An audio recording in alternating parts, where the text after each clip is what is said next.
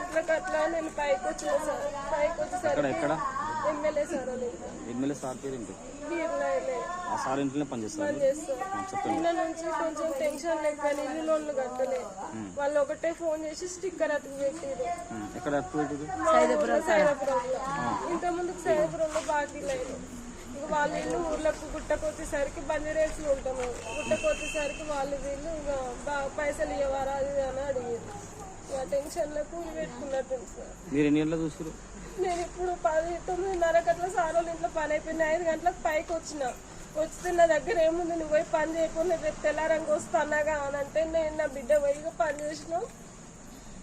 పైకి వచ్చేసరికి లేడు. ఫోన్ చేస్తే లేపుతలేడు. మా అత్తమ్మ చేసి ఇంటికి వచ్చి అప్పుడే వచ్చిండే అన్నది. పై నన్ను చూద్దాం పని పైకి పోయే వరకు ఊరి పెట్టుకున్నాడు. దేనికి పెట్టుకున్నాడు? షాల్వా చాలా దేనికి పైకి వాళ్ళు పోరు.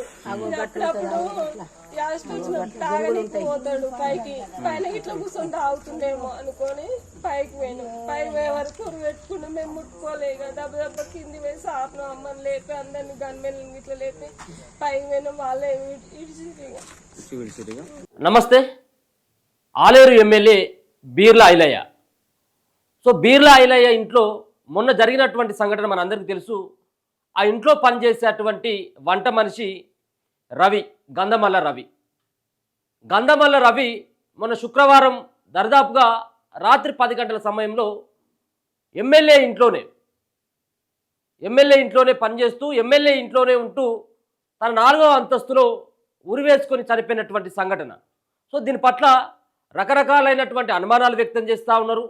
ఇక కొంతమంది అయితే ఒక అడుగు ముంగటేసి ఒక రకమైనటువంటి ప్రచారాన్ని కలుగజేస్తూ ఉన్నారు. సో ఏదేమైనప్పటికీ కూడా సమగ్రమైనటువంటి విచారణ జరగాల్సినటువంటి అవసరం ఉంటుంది. ఒక ఎమ్మెల్యే ఇంట్లో వంట మనిషి అయినా, పని మనిషి అయినా, ఇంకే మనిషి అయినా కానీ చనిపోతే దానికి గల కారణాలపైన విశ్లేషించాల్సినటువంటి అవసరం కూడా ఉంటుంది. కానీ అనవసరమైనటువంటి ఆరోపణలు చేస్తూ ఓ బురద జల్లేటువంటి ప్రయత్నం అయితే సోషల్ మీడియా వేదికగా విపరీతమైనటువంటి ప్రచారం దాంట్లో చెడుగా చేస్తూ ఉన్నారు. సో ముఖ్యంగా జరిగినటువంటి సంఘటన కనుక చూసుకున్నట్టయితే ఉంటే బీర్లా ఐలయ్య ఆలేరు ఎమ్మెల్యేగా పనిచేస్తూ ఉన్నారు. ఆయన ఆలేరు ఎమ్మెల్యేగా ఆలేరు ఎమ్మెల్యేగా ఆయన గెలవకంటే ముందే ఆ ఇంట్లో పనిచేస్తున్నటువంటి రవి కుటుంబం ఆ ఇంట్లోనే ఉంటుంది. బీర్లా ఐలయ్య ఇంట్లో ఒక పక్కన వాళ్ళ మృతుడైనటువంటి రవి కానీ, అలాగే వాళ్ళ భార్య అయినటువంటి నవిత, వాళ్ళిద్దరు పిల్లలు సైతం కూడా బీర్లా ఐలయ్య ఇంట్లోనే ఉంటూ వాళ్ళ ఇంట్లోనే పనిచేస్తూ ఉంటారు. వాళ్ళిద్దరు పిల్లలేమో చదువుకుంటూ ఉంటే భార్యాభర్తలు ఇంట్లో ఉన్నటువంటి వంట పనులు కానీ, ఇంటి పనులు కానీ చేసేటువంటి కార్యక్రమాన్ని వాళ్ళు బీర్లా ఐలయ్య ఇంట్లో ఉన్నటువంటి రవి కానీ, నవిత వాళ్ళు అదే పనిచేస్తూ ఉంటారు. ఎందుకంటే వీళ్ళు నమ్మినటువంటి వ్యక్తులు బీర్లా ఐలయ్యకు. ఎందుకంటే సైదాపురం గ్రామానికి చెందినటువంటి వాళ్ళే ఈ రవి కానీ, అలాగే రవి కుటుంబం అంతా కూడా సైదాపురం గ్రామానికి చెందినటువంటి వాళ్ళు. ఇప్పుడు ఎమ్మెల్యేది కూడా స్వగ్రామం, ఆయన సొంత గ్రామం సైతం కూడా సైదాపురం గ్రామమే. సో దాంట్లో ఉన్నటువంటి పరిచయాల మేరకు ఆ ఇంట్లో వంట మనిషికి ఉన్నటువంటి ఇంటి పనుల కోసం దాంట్లో పనికి కుదుర్చుకోవడం జరిగింది. అదే సందర్భంలో 2 సంవత్సరాల కానించి బీర్లా ఐలయ్య ఇంట్లోనే వాళ్ళు పనిచేస్తూ ఉన్నారు. సో ఇదే సందర్భంలో ఆ రవి, మృతుడు ఎవరైతే రవి ఉన్నాడో, రవి ఇటీవల కాలంలో ఒక 15-20 రోజుల కానించి తాగుడికి పెద్ద మొత్తంలో బానిస అయిపోయాడు. ఇక్కడ ఉన్నటువంటి యాదగిరిగుట్ట ప్రాంతంలో వండుకుంటూ సైదాపురం గ్రామానికి, తన సొంత గ్రామానికి వెళ్ళి అక్కడ ఉన్నటువంటి ఏదైతే ఇంట్లో ఉంటూ ఒక పక్కన ఇల్లు సంబంధించినటువంటిది అది బ్యాంకులో కుదవబెట్టుకోవడం జరిగింది. ఆ ఇంటి పేరు మీద బ్యాంకులో లోన్ తీసుకురావడం జరిగింది. కొంత మానసికంగా కుంగిపోవడం జరిగింది. బ్యాంకు సంబంధించినటువంటి వాళ్ళు సైతం కూడా వాళ్ళు ఇబ్బందులు పెట్టేటువంటి పరిస్థితికి తీసుకొచ్చిండ్రు. ఎందుకంటే ఆ బ్యాంకులో లోన్ తీసుకున్నాడు కాబట్టి కనీసం కిస్తీలు కూడా కట్టేటటువంటి పరిస్థితిలో ఉన్నాడు కాబట్టి బ్యాంకు వాళ్ళు కూడా లోన్ను ఇచ్చింది కాబట్టి మీరు లోన్ ఎప్పుడు తెరుపుతారని చెప్పేసి వాళ్ళు ఇబ్బంది పెట్టడంతో కొంత మనస్తాపానికి గురై మరో పక్కన అప్పుల భారం ఎక్కువైపోయి ఆయన బీర్లా ఐలయ్య ఇంట్లోనే, అంటే యాదగిరిగుట్టలో ఉన్నటువంటి బీర్లా ఐలయ్య ఇంట్లోనే ఆయన వచ్చి 4వ అంతస్తులో ఆయన ఉరేసుకొని చనిపోవడం జరిగింది.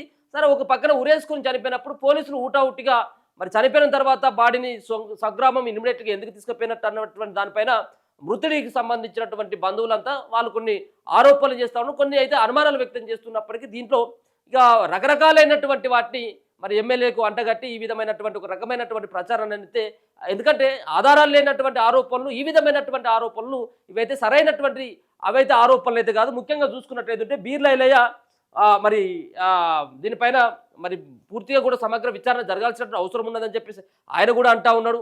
మరొక పక్కన ఆయనకు అప్పుల భారం ఎక్కువైపోయే నా భర్త చనిపోయింది అనేది ఆ భార్య యొక్క వాదన.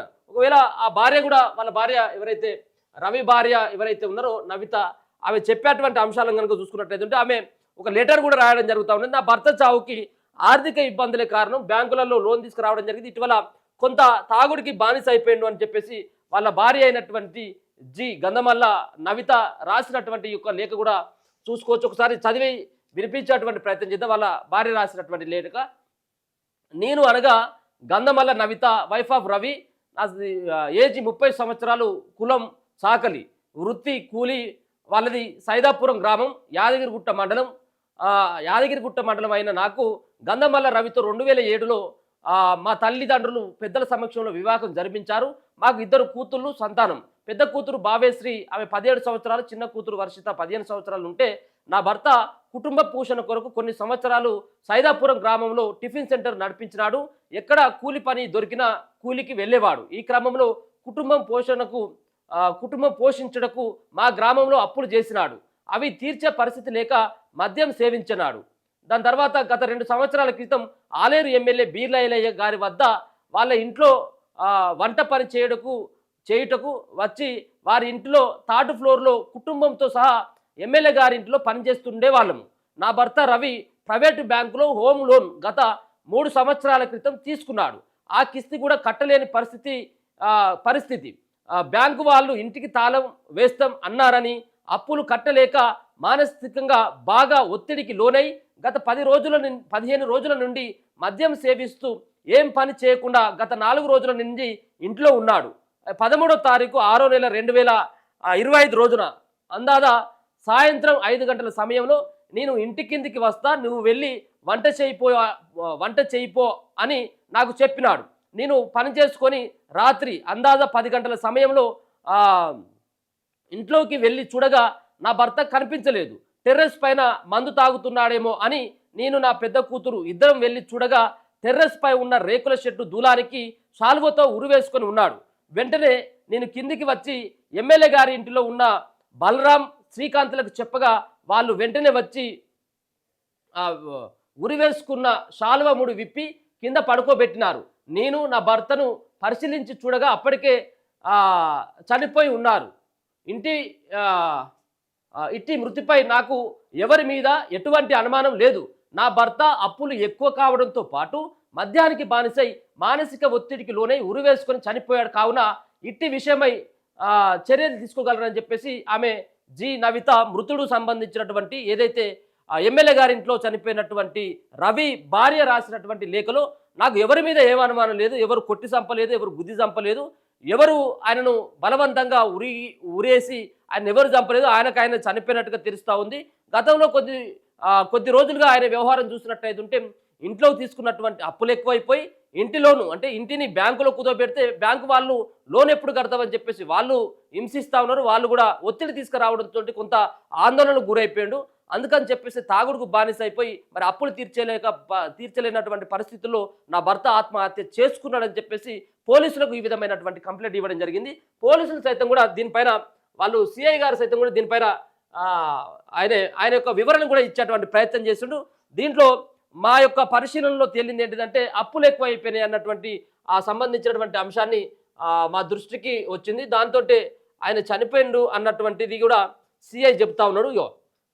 సిఐ చెప్పేటువంటిది ఏంటంటే ప్రైవేట్ బ్యాంకులో తీసుకున్న రుణం కట్టే పరిస్థితి లేకనే మనస్తాపానికి గురై గంధమల్ల రవి ఆత్మహత్యకు పాల్పడినట్లు సిఐ భాస్కర్ తెలిపారు. బ్యాంకు సిబ్బంది లీగల్ నోటీసులు జారీ చేశారని, ఇంటికి వచ్చి తాళం వేస్తామని ఇంటికి నోటీసులు అతికించి బెదిరించడంతో 15 రోజులుగా మద్యం తాగుతూ ఉన్నాడని వాళ్ళు సిఐ గారు పేర్కొన్నారు. ఇక అయితే కొంత ఏంటంటే రవి ఆత్మహత్య హైదరాబాద్లోనేనని చెప్పేసి వాళ్ళు ఒక పక్కన వాళ్ళ బంధువులు ఆరోపిస్తూ ఉన్నారు. ఇంట్లో ఎట్లా మరి మొన్న 2-3 రోజుల క్రితం ఆయన ఊర్లోనే ఉన్నాడు కదా, సైదాపురంలోనే, మరి ఇంట్లోనే ఉరేసుకోవచ్చు కదా, మళ్ళీ ఎమ్మెల్యే ఇంటికి వచ్చి ఎందుకు ఉరేసుకున్నాడు అన్నటువంటి సరే సహజంగా అనుమానాలు వచ్చేటువంటి వ్యవహారం ఉంటుంది. కానీ వాళ్ళ భార్య చెప్తున్నటువంటి వ్యవహారం పట్టు ఆయనని ఎవరు కూడా ఏమనలేదు. కొంత ఆందోళనకు గురైపోయిండు, అప్పులు తీర్చేటువంటి దారి లేకనే ఆయన చనిపోయినట్టుగా అయితే తెలుస్తూ ఉన్నది. ఇక ఇది రకరకాలైనటువంటి సోషల్ మీడియాలో ఎమ్మెల్యే పైన బురద జల్లడం అయితే ఇది సరైనటువంటి విషయం అయితే కాదు. ఎందుకంటే ఆధారాలు లేకుండా ఈ విధమైనటువంటి ఏదో రకరకాలైనటువంటి వాళ్ళకు వచ్చినటువంటి ఊహలని అది సోషల్ మీడియాలో పెట్టి ఎమ్మెల్యే ఇట్లాంటోడు అట్లా ఇది సరైనటువంటి విధానం కాదు కావచ్చు. మేబీ అది దానిపైన పోలీసులు విచారణ చేస్తూ ఉంటారు. పోలీసులు సైతం కూడా దీనిపైన తేల్చేసిన సిఐ గారు కూడా చెప్తా ఉన్నారు. కాబట్టి అది ఇది రకరకాలైనటువంటి వచ్చేటువంటి ప్రచారాన్ని మరి అది కొంత చూడాలి, దాన్ని అది ఏ విధంగా ఉంటుంది, అది ఈ పరిశీలనలో పోలీసుల విచారణలో ఏ విధంగా ఉంటుంది అనేది కూడా చూడాలి. భార్య అయితే చెప్తా ఉన్నది మరి ఎటువంటి అనుమానం లేదన్నటువంటి అభిప్రాయాన్ని అయితే తనైతే వ్యక్తం చేస్తూ ఉన్నది. చూస్తూనే ఉండండి మన తొలి.